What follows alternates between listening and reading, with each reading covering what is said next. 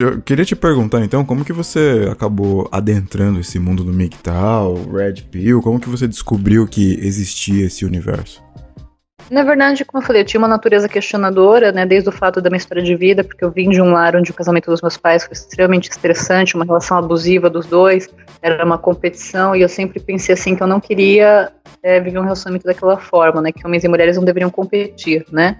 Então já vinha da minha história de vida, e eu questionava e pensava muitas coisas que eu não sabia expressar com palavras, mas eu passei a expressar depois de um dia que eu vivi um café da tarde, coincidiu que depois eu assisti o filme Clube da Luta, e depois eu fui conhecer o movimento MGTOW Red Pill. Então foi uma somatória de fatores, né? Esse café da tarde aconteceu alguns anos atrás, eu estava com duas colegas e eu fazia faculdade, estágio não remunerado, e meu marido me sustentava, igual ele sempre ganhou mais, sempre fez muitas coisas por mim, eu sou muito grata por isso, porque os homens não se importam de fazer coisas pelas mulheres, eles se importam de não ser reconhecidos por fazer.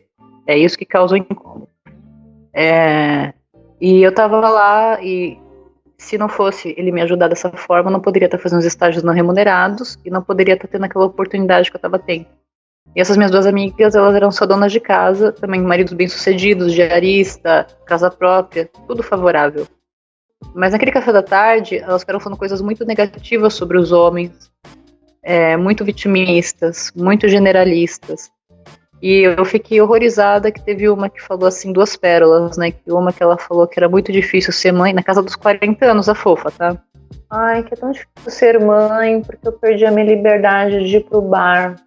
Aí depois disso ela falou assim, nossa, como minha vida é difícil, esse mês eu não comprei uma roupa nova no shopping. Eu queria sim dar um soco, né? Porque se ela sofre, o pessoal do Nordeste, o pessoal da Coreia do Norte, como que tá essas pessoas, né? Ou seja, o tratamento que foi dado para os prisioneiros de Auschwitz não foi tão cruel quanto o tratamento que é dado para essa fofa. E aí depois que ela falou essas frases tão mesquinhas e medíocres e egoístas, ela falou assim, porque os homens nunca estão preparados para um casamento, só a gente fica preparada. Eu pensei, não, ela não tá preparada, é ela que tá reclamando. Enquanto ela tá aqui sentada tomando um café, ela tá falando mal de um homem que tá na empresa aguentando desaforo para pagar o IPTU dessa casa cinematográfica, e ela tá falando que ele que não tinha estrutura emocional de estar aqui, ela que não tem. Naquele dia eu vi como começa o término dos casamentos, que eu não sei o que aconteceu com essa Elementa, que eu não tenho mais contato, mas assim, eu imagino o marido dela voltando de fazer hora extra na empresa, entendeu? Aturando uma série de coisas, ela reclamando 24 horas na cabeça dele, o cara vai pensar, pô, quando era solteiro e sem filhos eu não passava por isso. Até que uma hora o cara fica com o cu na lua, pega a mala e some, entendeu? Então, para o homem optar por abrir mão de todas as outras mulheres e viver uma relação monogâmica e optar por abrir mão da facilidade de ser solteiro e ter toda a responsabilidade que é ser casado e ter uma família, por essas duas coisas ele tem que ganhar algo em troca. E o mínimo que ele tem que ganhar é uma mulher que corre do lado dele e apoia ele o tempo todo, não uma inimiga. Isso é uma coisa tão básica. E aí quando caiu essa ficha de todo esse processo social e que nós mulheres da minha geração, millennials, que nasceu depois dos anos 80, foram treinadas para ser inimigas dos maridos, que eu fui entender isso agora, eu falei, não, eu tenho que falar alguma coisa, tenho que abrir os olhos de alguém, eu posso salvar a pele de alguém.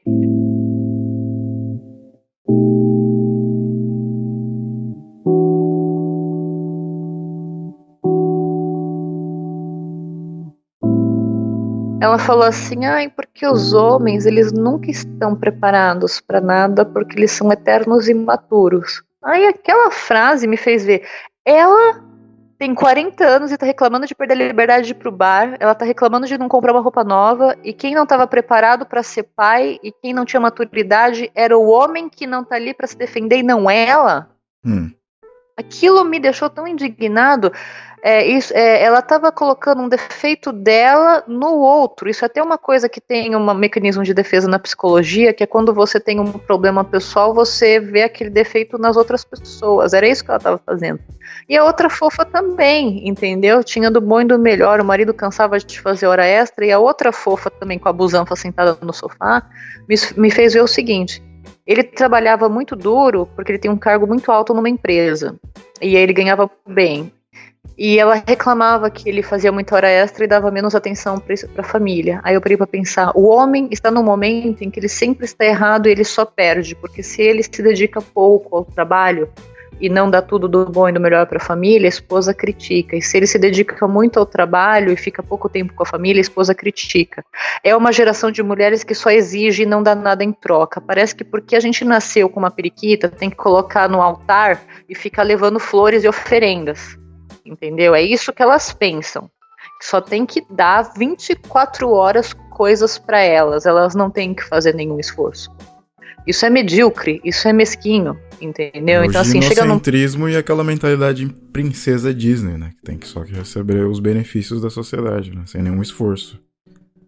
Total, mas assim, eu acho que até as princesas Disney fizeram algum esforço, porque a Cinderela lavava e passava, né? A Rapunzel tentou fugir da torre, né? A Branca de Neve fazia uma torta de pêssegos, elas não ficavam... E foi um argumento que eu falei uma vez para uma colega feminista que infelizmente eu conheci na minha vida, que assim, é igual o capim, é uma praga, elas se reproduzem, né? Ela falou assim, eu sou contra dar contos de fadas para as crianças porque é muito ultrapassado e machista. Eu falei, dá um exemplo. Ela falou, a Branca de Neve, ela fica cozinhando e lavando roupa para os anões, nossa, que machismo. Aí eu falei, a Branca de Neve invade a casa deles para salvar a própria pele, não paga aluguel, o mínimo que ela pode fazer é lavar, passar e cozinhar. Sim. Gente, para pra pensar. É uma coisa, é tão doente que assim, Calma, elas só Bi, querem. Calma, Bi, calma. Desculpa. Mas é que assim, realmente, para um homem ser convencido a assumir um casamento, ele vai ter que abrir mão das outras mulheres e vai ter que assumir muita responsabilidade. Então ele tem que ganhar alguma coisa por isso. Se ele não ganha absolutamente nada por isso, ele não vai ter motivação para fazer. Então assim, eu vi um vídeo outro dia no YouTube que eu falei, senhor, essa moça precisa ser internada. Ela estava falando de relação extremamente igualitária, onde vai dividir totalmente a carga de trabalho, dividir totalmente, vai ser igualzinho o salário dos dois, os dois vão dividir a conta 50% da casa, e os dois vão dividir 50% cuidar da casa e das crianças.